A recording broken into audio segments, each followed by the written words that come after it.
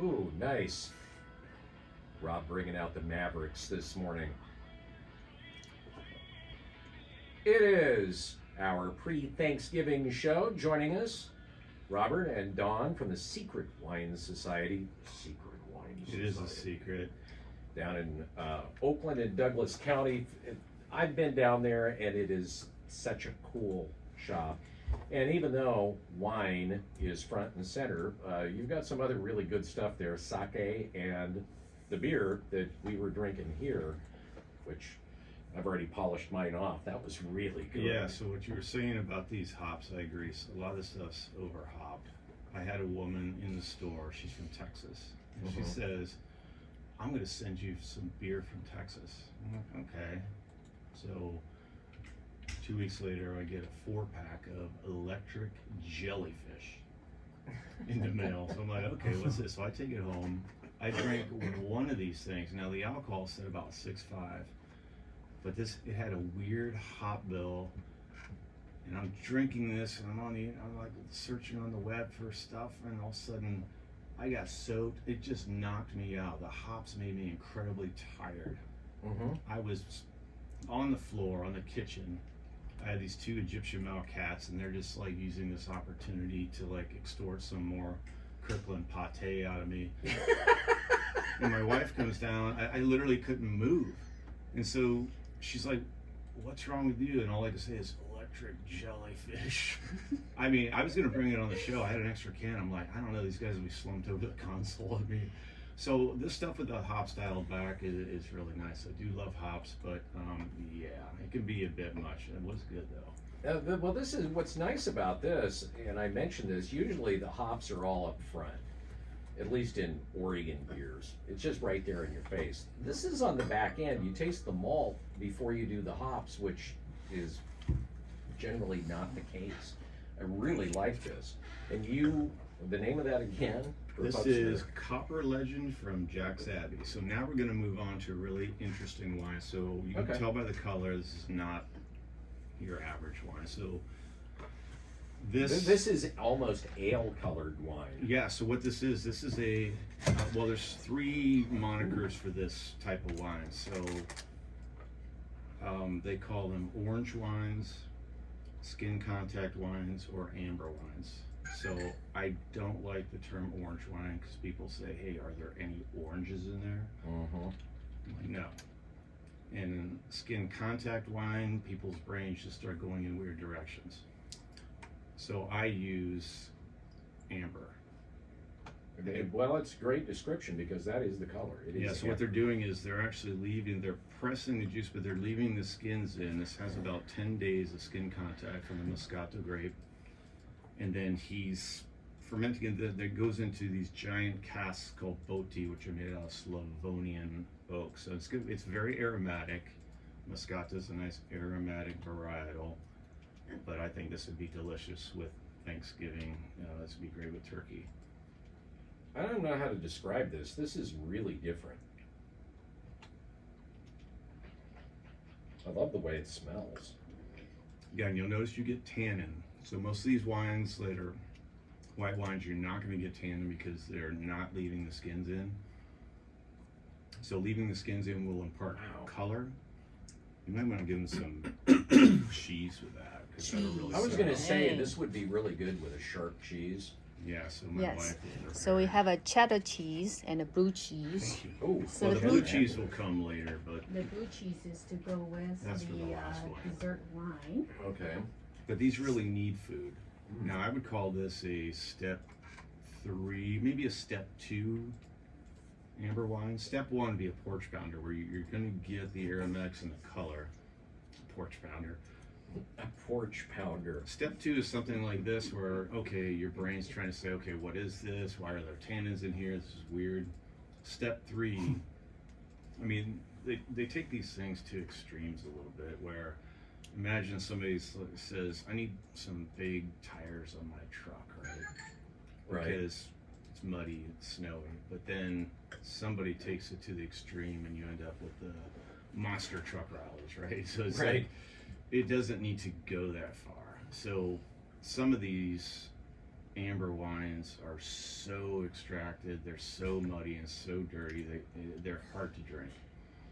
Now I like some of them that are about in the middle, and I'll bring some that are a little more intense later. But this is a nice one to kind of get you into this area without like scaring you at all. It's not a frightening wine. Not I really. gotta ask a question. What kind of cheddar cheese is this? This is really good. That is The white- coastal cheddar from Costco. We went down market this time. That's good. It is good, actually. So actually, I forgot to say Happy Thanksgiving, everybody. I can't wait. It's one of my favorite holidays.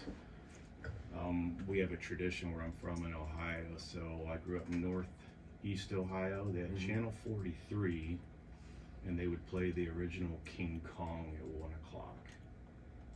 I would highly recommend this. I think we can get behind this tradition.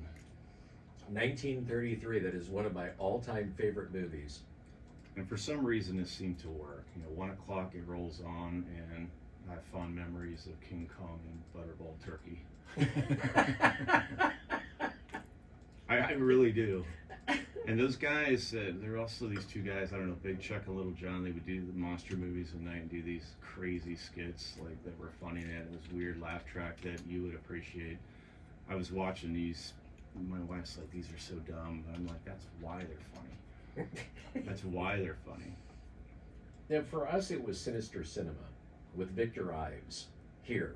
And Okay. that was Saturday nights, and it started at 11:30. And I used to stay up and religiously watch that when I was a kid. So this is the same thing. So we'll have to trade notes on these guys. Yeah, I actually, somewhere at home, I had sent them a letter, and they read it on the air, and I got an autographed picture of Victor and Head, which was this head that was supposedly on a platter. There you go. And I got an autographed picture of them, and I still have it. It was like one of those things as a kid. It's just like, okay, I've made it. You know.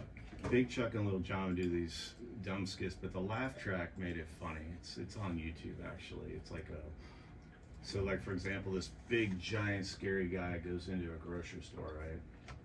And Little John's in there, and he's like about 5 feet tall. And the big guy says, I want to buy some lettuce. He's like, well, I have these 2 nice heads of lettuce here. They're 80 cents a piece. He's like, I only want half a head. He's like, no, we only sell whole heads. He's like, no, I only want half. So he goes to the next aisle where Big Chuck is stocking shelves. And he doesn't realize the big guy has followed him, is right behind him. Uh-huh. And he says, hey, Chuck, I need a knife. He's like, what for? He's like, some big, stupid, dumb jerk wants half a head of lettuce.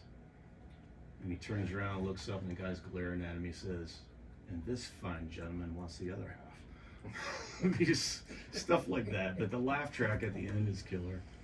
So how much would a bottle of this wine that we're drinking here, this amber, what would that, on average, would that cost? Most of these premium wines nowadays run around 30. This would be probably about a $28 bottle. That's not bad at No. all.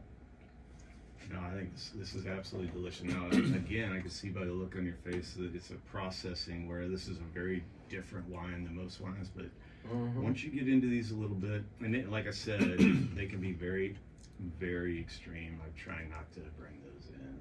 What do you think of it, Rob? In the beginning, it was definitely more pungent, but it's kind of evened out.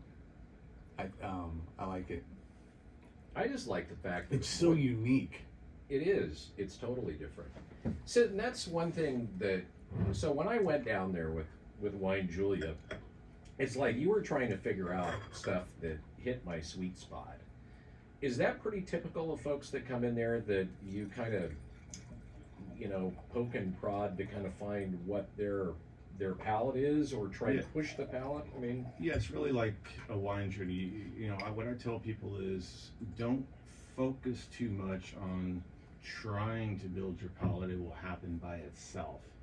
The key point is to drink very widely. Try anything they put in front of you. Some of it you're not going to like, some of it you're going to like a year later. The boundaries are always shifting. So in other words, this wine, it's probably not right up your alley right now, but as you get into these orange wines a little bit, or amber wines as I call them, you'll start to go back there and like, okay, that smells amazing. That tannin has a purpose if I have this with the right food. And like with some of these Italian wines, for example, in Italy, all these wines are for the table. So some of these wines, like this one here, the next one we're going to. Yeah. So this is a red wine from Piedmont, and this is made out of a grape called Barbera, which Piedmont, yeah. California. so and Barbera actually is related to the word Hannah. barbarian. Yeah, barbarian. And So this is a barbarian wine. it's considered the wine of the people or the peasants. And Oh, it's a peasant wine. Perfect, right up our alley. that's, People's You've wine. come to the right place. I wasn't insinuating anything, but it was considered to be the wine of the people. It's very easy to drink, That's good. and it's usually got very high acid. The fruits are amazing. They're never super expensive. Now there are expensive versions that are oaked in small barriques, Yeah. but that's got all this plum and blackberry. That is good. I like that. What do you think, Rob? Exceptional. Very. I think I'm a fan of Barbera. You definitely are. I mean, it's if you get them like this, and this is all stainless. Like I said, some of them are done in small barriques, but those can be premium wines. Like there's one called Bricco del Ucolone. It's translated as Nose of the Witch. It's really good, and I'm sitting in a case of the 2016, which was a fantastic vintage. But these are super fresh. The fruit is super bright. It's not, you know, and this is more what you're used to. Like this, you know, these amber wines are pretty, in some way, raw and primitive, right? Right. You know, Rob might just rip his shirt open and start beating his chest after drinking that. But they're more primitive in some way. So it's a different mindset to drink these amber wines. Now going something like this is super fresh, beautiful fruit, great acid. This would be great for the table. And again, So I just want to make sure I'm clarified. You are you talking about the current one that we're drinking? Mhm. Okay. correct. And when you have that high acid, that's an indication that it could use some food. What is it that gives it? There is a juiciness to this. What makes it? Part of it's the acid because it's causing you to salivate. Oh, so Okay. it makes you drool. Makes you drool uncontrollably. Doesn't take much to have that happen. Could get some bibs on here and we'll be good. But no, it does. That's going to cause that salivation in the back. But also the fruit's it's juicy fruit. It's nicely extracted. It's beautiful wine. And where is the what? It's you said this is from Piedmont. Correct. So this is going to be Italian. So this is near the town. So this is actually a Barbera d'Asti. Asti's a town. They've got some of the most famous and best Barbera in Italy. You've heard of Moscato d'Asti. This is Barbera d'Asti. Right around that town in Piedmont. The wines are absolutely killer. There's another place called Nizza, which makes some high-end stuff, but I like Barbera d'Asti. I think it's one of the, I mean, for the money, it's outstanding. I gotta ask. By the way, Robert and Don joining us from the Secret Wine Society, which is located in Oakland. You were formerly, and you mentioned this last time, you had worked, you were a pharmacist. Have you always been interested in these wines that are sort of off the beaten path from your usual, grocery store market of choice aisle? Yeah, I mean, my wife will tell you I'm kind of a weird guy, but No. yeah, no, not really. But so when I worked, pharmacy is a super stressful job. I mean, it's funny, people on the outside are like, yeah, you're slapping labels on. It seems so simple, but it's one of the most, the burnout rate's incredible. So obviously I have a glass of wine at night after work, right? So, and unbeknownst to my wife, I was drinking some pretty decent stuff Yeah. and paying cash. She really wasn't aware of what was going on, so that was good for me. But you know, I just started paying attention. What I tell people is, hey, it's okay to just come in and drink and have fun. But if you want to learn this, don't drink mindlessly. If you drink mindlessly, it's like, yeah, you might enjoy the wine on some level. And the simplest thing is this: if you just take a picture of the label so you remember, or if you come in 6 months later and you say, do you remember that wine? I'm like, no. So take a picture of the label, and the only thing you need to think of is, okay, what is the grape and where is it from? Bill's getting ahead of us on this dessert wine, so I might as well get into this right now. Sure. So this is a Sauternes. Now, I don't know whether or not there's any mold in this studio. Probably. Right, yeah, probably. All right, so this wine is made from moldy grapes, and it's not in like the mold that you might see around here in your tennis shoes. So it's not penicillin mold. Yeah. No, so it's not that type. right. of So my wife will tell you a little bit about like what this mold actually is. So this is made in Sauternes. So this is in Bordeaux. It's a sweet wine. It's a famous sweet wine. Now this also is a Premier Cru Classe, which is very high level. So she'll talk about why this mold is different. So they use 93% Semillon, the name of the grape, and 7% Sap Blanc. So tell them about the mold. So the You scientific guys want to know name, about mold? Ask my wife. All The right. scientific name is Botrytis cinerea. Yeah. So it's a fancier name. So usually this grape kind of penetrate in the Semillon because the skin of the Semillon is very thin, so the mold can penetrate, punches like a little holes. And then when weather is kind of sunny, dry in the afternoon, it would evaporate the water and then concentrate the sugar, the acid, and the berries. And Yeah, then so- also add some flavor of honey. Yes, I mean, Yeah. they want to get more Yeah. concentrated grapes, and you can't do that unless you have a thin-skinned grape. So Semillon is used in this area because it's easily affected by this mold. If the mold grows too much, you get gray rot. Your entire crop is ruined. Wow. And you have people, they're expensive because it's labor intensive. People have to go through the vineyard several times. So the mold doesn't affect the entire grape bunch uniformly. So people have to go through and select the perfectly moldy berries. Yeah, I mean, these are amazing. Rob, you need to try it with the blue cheese. I just did. Yes. Oh my gosh. Yeah. Oh yeah. There's a So you get classic some- pairing. Yeah, you Yeah. can get some like dried mango in here. This is phenomenal. And here's the thing, It is. what you'll find is there are a lot of poorly made sweet wines on the market because it's hard to make a good one. Right. Because as your grapes are getting more ripe, the acid starts to drop. You need the acid to make the wine kind of shine, otherwise it just drops in your mouth and it's cloying. So people that get into wine a little bit and think they know something, they're like, haha, I'm not going to drink sweet wines like these dum-dums over here, so they don't drink them, but they're phenomenal. That is when you said honey, that was the first thing when I tasted that was like honey. It's the first thing it made me think of. All right, for folks who want to find out more about the Secret Wine Society, and by the way, all of these wines available, I'm sure, on your shelves Correct. right now. Give the elevator pitch of the Secret Wine Society, Robert.